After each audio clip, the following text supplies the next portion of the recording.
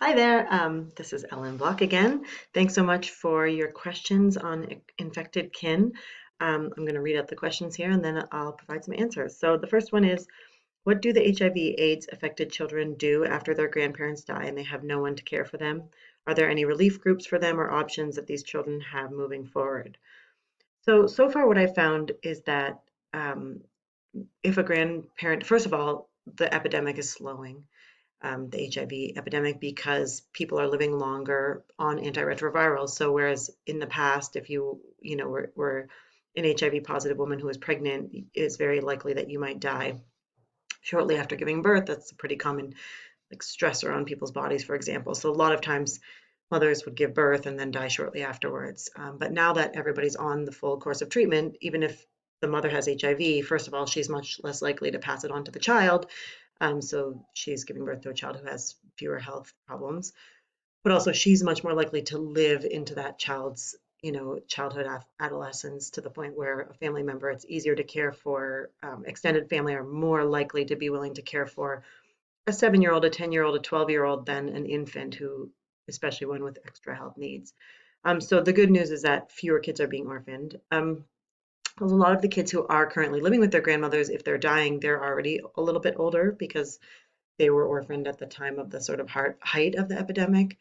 There are still kids being orphaned that are very small, but usually what's happened so far is if the grandmother dies, then at the funeral, the family will sit down together and they will basically discuss who's going to take the kids. So what's happening is the kids are going to somewhere else for the most part, but the questions you have to ask are, what kind of care are they receiving? Are they receiving as good care if they would with a grandmother who's kind of considered like a mother, or is their care being suboptimal, or is someone taking on that role that it's putting their health at risk, or they're not able to kind of experience the old age that they had hoped for. And I think Hope Along's story kind of exemplifies that. The last story that Will writes at the beginning of the conclusion chapter. So the second question is, have you been back to Mahotlong since writing this book? And if not, do you know if there's been any changes in the way HIV/AIDS is being approached or understood by Sesotho people in general, um, i.e. biomedical doctors, Sesotho local doctors, caregivers, mothers and fathers, MCS, etc.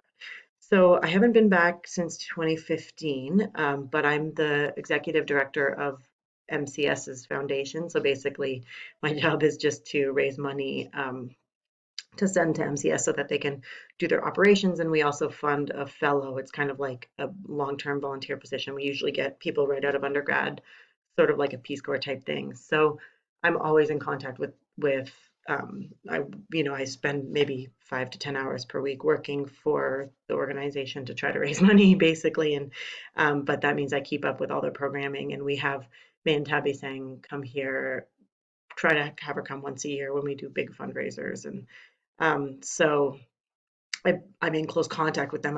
I'm planning to go back in spring of 2021. So we'll see if coronavirus lets that happen. But so there's been, I would say, the further we are along and the more treatment has become sort of commonplace, the more everybody is um, kind of on board with the biomedical approach to HIV. And even when I wrote the book, that was mostly the case. Most people are, like I talk about in the book, going to the biomedical doctors for the things that they see as foreign illnesses that necessitate a biomedical response.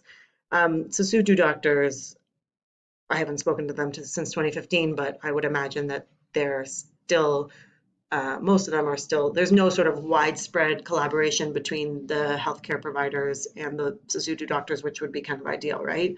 Um, but for the most part, people are testing in greater numbers, and the widespread treatment has slowed the rate of new infections, so that the prevalence rate is still very high at 23% because people are living longer. It used to be high because people would get HIV in high numbers and then die, get it and die, get it and die. But now the same group of people, that 23% is continuing to live.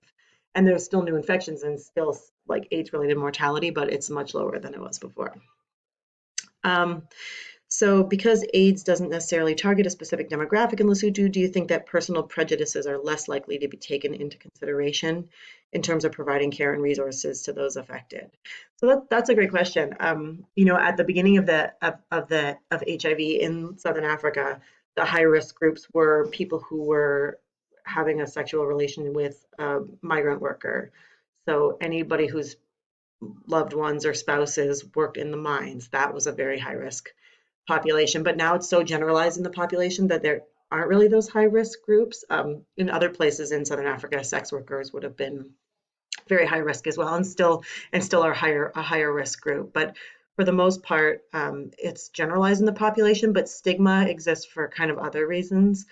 And I think one of the things that is challenging for Basotho people because they don't really like to talk about health issues or problems that people have is people now I think are much less likely to not want to share a meal with someone or to work alongside someone in fields or to care for someone, and people kind of understand that maybe there's minimal risk in caring for somebody who's sick, but it's just something I'm going to do. So the stigma around that has definitely decreased, but so the prejudices aren't kind of for an entire group of people. One of the other things about Lesotho, which I talk about briefly in the book, is that it's very homogeneous. Most of the people in Lesotho are ethnically Basotho, Sesotho speaking people. So you don't have the kind of targeting of different subgroups within the population that you would have if you had a more diverse society like South Africa, which has 11 national languages and that sort of thing. Um, but I think one of the challenges is that people don't talk explicitly. So, if you go to a funeral, people are like, you look on a death certificate, the cause of death is almost never written as AIDS. It's always written as like the symptoms, like diarrhea or, sometimes tuberculosis. But for the most part, it just sort of lists the symptoms that the person had right before they died. And so that sort of refusal to acknowledge and talk about is, I think, what's keeping people from having really solid information about it rather than what is it's it's not sort of increased stigma around the care of people, but it's not allowing people to talk openly in a way that I think would help move things along faster. So the next question is, who are the international donors that help finance health services for the infected people, and why did they decide to help? So there's a huge push in the international community, kind of at the height of the AIDS pandemic in early 2000s, and pretty much most of the antiretroviral drugs in Southern Africa are funded through PEPFAR, which is a US government. It stands for the President's Emergency Plan for AIDS Relief, and it was instituted under George W. Bush, the George W. Bush administration. So that funds a ton of stuff. USAID, tons of fun of stuff. Gavi funds some stuff. The Gates Foundation.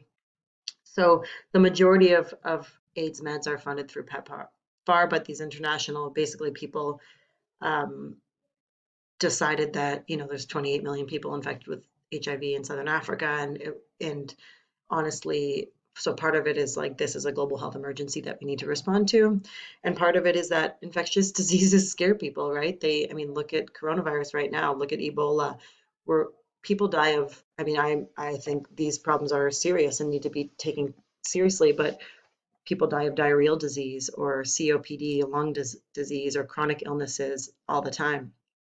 And so we tend to take infectious diseases more seriously because they scare us because they can infect people and they can travel to us, right?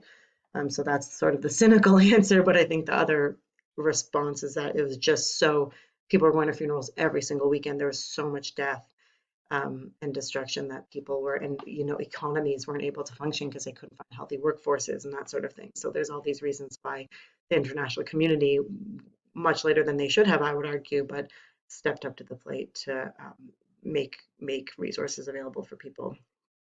So the next question is care and kinship so intertwined as a result of the large HIV/AIDS epidemic in Lesotho or a result of traditional cultural practices?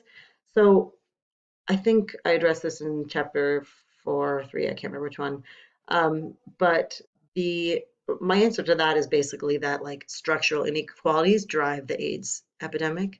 there's some theories about concurrency relationships and how overlapping long-term relationships instead of sequential ones like we have in North America typically um, keep networks of people connected sexually so that someone really distant from you is still connected over a long period of time to you, and so you're more likely to pass on the virus. So there are some theories about cultural practices around sexual relationships, but for the most part, it's structural inequalities like inability to access healthcare, inability to access antiretroviral drugs, to get tested, poverty, food insecurity that drives people to, have relationships that they otherwise wouldn't need to, is driving the epidemic.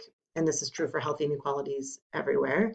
But how a particular group responds to it, they're processing through that through their cultural lens. So the way Basutu understand HIV as being, you know, initially as being connected to local illnesses that they recognized, or the way that people, combine Sasutu doctors and biomedical doctors to seek care for different things.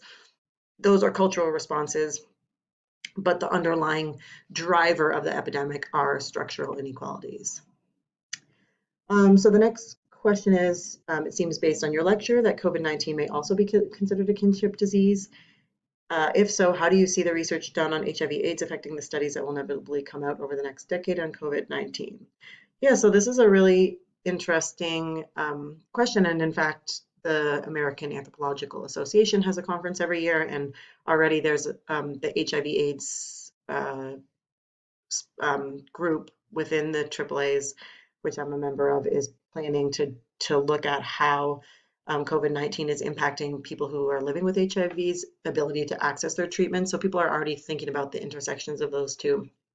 I've been thinking about this exact question, and I love that you posed this, because I think it'd be really interesting to see how families sort of understand risk in this context, and um, how they're caring for each other from afar.